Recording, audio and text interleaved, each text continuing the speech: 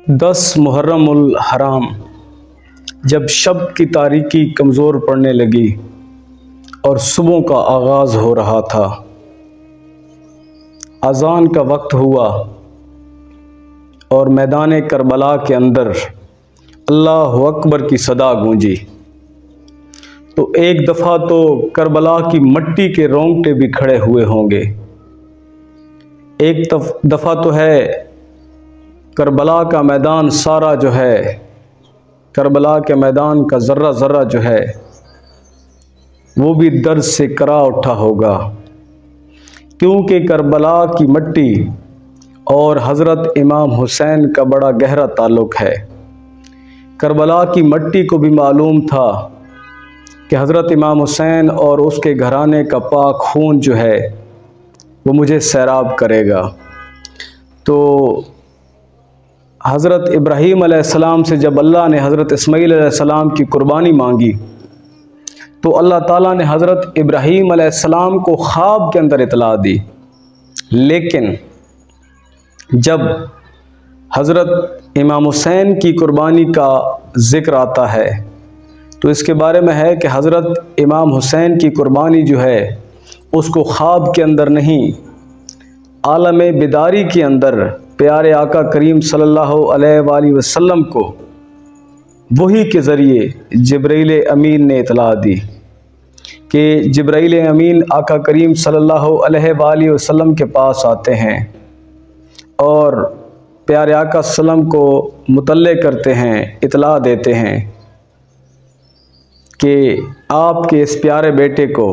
یعنی حضرت امام حسین آقا کریم صلی اللہ علیہ وسلم کی گود میں ہوتے ہیں، اور جبرائیل امین مطلع کرتے ہیں کہ آپ کے اس شہزادے، آپ کے اس پیارے بیٹے کو آپ کی امت کے لوگ جو ہے میدان کربلا کے اندر قتل کریں گے۔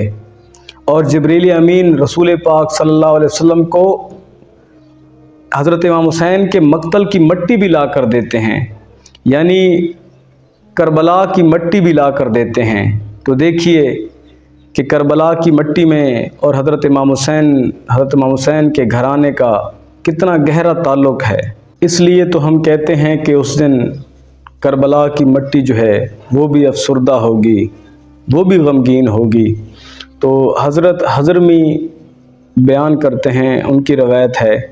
کہ حضرت علی شیر خدا رضی اللہ تعالیٰ عنہ سفر میں جا رہے ہیں اور جب میدان کربلا سے گزرتے ہیں اور رک جاتے ہیں، رک کر کربلا کے میدان کی طرف دیکھنے لگتے ہیں اور زوردار بلند آواز سے پکارتے ہیں، ابو عبداللہ حسین صبر کرنا۔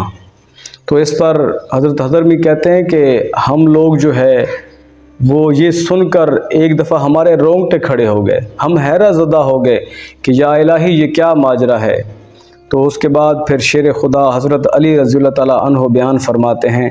کہ میں نے رسول کائنات صلی اللہ علیہ وآلہ وسلم سے سنا ہے کہ میرا حسین کربلا کے اندر شہید ہوگا۔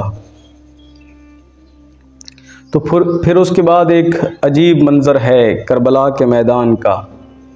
ایک طرف حضرت امام حسین امامت کرا رہے ہیں اور حضرت امام حسین کے ساتھی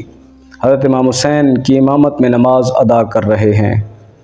اور دوسری طرف بھی نماز ادا ہو رہی ہے۔ ابن سعد کی قیادت میں یزید کا لشکر، یزید کے وہ خونی درندے جو ہیں وہ بھی نماز ادا کر رہے ہیں۔ ایک طرف تو نماز حق ہے اور ایک طرف نماز باطل ہے، یعنی نماز باطل کس طرح ہے یزید کی، اور جو یزید کا لشکر جو نماز ادا کر رہا ہے۔ تو قرآن کریم نے ایک بہترین اصول جو ہے وہ بیان فرمایا نماز کے بارے میں کہ بے شک نماز برائی اور بے حیائی سے روکتی ہے۔ تو پھر یزید کے لشکر کی طرف نظر دوڑائیے، ابن سعد کی طرف نظر دوڑائیے، شمر زندیق کی طرف نظر دوڑائیے، کیا ان کے پاس حیا تھا کہ جب پیارے آقا صلی اللہ علیہ وآلہ وسلم نے یہ فرمایا تھا کہ حسین و منی و انا من حسین، حسین مجھ سے ہے اور میں حسین سے ہوں، تو وہ حسین کون تھا؟ تو حسین پیارے آقا کریم صلی اللہ علیہ وسلم کا خون تھا، اور جب پیارے آقا کریم صلی اللہ علیہ وسلم کو یہ خبر دی گئی کہ آپ کے حسین کو شہید کر دیا جائے گا، تو پیارے آقا صلی اللہ علیہ وسلم رو رہے ہیں، تو کتنا حیا تھا یزیدی لشکر میں کہ جنہوں نے حضور کائنات صلی اللہ علیہ وآلہ وسلم کے خون کا حیا بھی نہیں کیا، اور اس بات کا حیا بھی نہیں کیا کہ جب پیارے آقا نے فرمایا کہ حسین منی، حسین مجھ سے ہے، اور پھر دوسری بڑی بات کہ میں حسین سے ہوں، یعنی اتنا بے حیا لشکر، اتنی بے حیا قوم کہ ازل سے لے کر قیامت تک کوئی اتنا بے حیا پیدا نہیں ہوگا۔ انتہا درجے کی بے حیائی کی انہوں نے۔ حضرت فاطمۃ الزہرا رضی اللہ تعالی عنہا کے جگر کو جو ہے اور ان کے خاندان، ان کے گھرانے کو قتل کرنے کے در پہ ہیں، تو بتائیں مجھے کہ اس سے بڑی اور بے حیائی کیا ہوگی کہ جب آقا کریم صلی اللہ علیہ وسلم یہ کہہ رہے ہیں کہ یا اللہ میں حسین سے محبت کرتا ہوں اور تو بھی حسین سے محبت کر، تو اس سے اور بڑی برائی کیا ہوگی کہ جہاں حسین سے محبت کرنے کی بات ہو رہی ہے تو ایک ایسا لشکر بھی اس کربلا کے میدان کے اندر موجود ہے کہ جو حضرت امام حسین اور حضرت امام حسین کے گھرانے سے بغض رکھتے ہیں، جبکہ آقا نے فرمایا کہ یا اللہ میں حسین سے محبت کرتا ہوں اور تو بھی حسین سے محبت کر، تو بھی اس سے محبت رکھ جو حسین سے محبت رکھے، اور تو بھی اس سے بغض رکھ جو حسین سے بغض رکھے، حسین اور حسن سے بغض رکھے۔ تو اس سے بڑی اور برائی کیا ہوگی کہ جہاں پر آقا کریم محبت کرنے کی بات کر رہے ہیں وہاں پر ایک ایسا لشکر بھی ہے کہ جو حضرت امام حسین اور اس کے گھرانے سے نفرت کر رہا ہے، حضرت امام حسین کو قتل کرنے کے در پہ ہے۔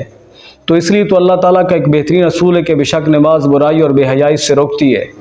اور ہم تو کہتے ہیں کہ وہ باطل نماز پڑھ رہے تھے، ان کی نماز ہی نہیں تھی، نماز تو وہ تھی کہ جو حضرت امام حسین رضی اللہ تعالیٰ عنہ